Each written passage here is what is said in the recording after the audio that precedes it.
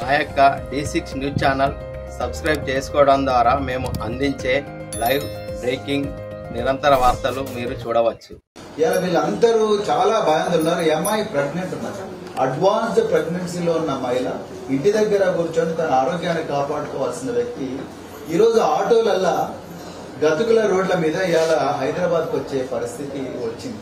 భయాందోళనతో ఆమె ప్రాణాలకు ఆమె ఆరోగ్యానికి కూడా ప్రమాదం అయ్యే పరిస్థితి ఉన్నది. ఈరోజు వారి భర్త వీళ్ళందరూ కూడా జైల్లో ఉన్నారు.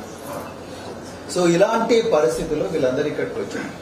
ఇక రెండవది ఏంటంటే 11వ తారీఖు నాడు ఇన్సిడెంట్ అయింది. అది యాదృచ్ఛికంగా జరిగిన సంఘటన. కలెక్టరే స్వయాన, ఇప్పుడు బోత్ ఎమ్మెల్యే గారు చెప్పినట్టుగా కలెక్టరే స్వయాన మా మీద దాడి జరగలేదని ఆన్ రికార్డ్ చెప్పినట్టు. ఆన్ రికార్డ్ మా మీద దాడి జరగలేదని చెప్పినప్పుడు అది 307 ఎట్లా తెస్తారు?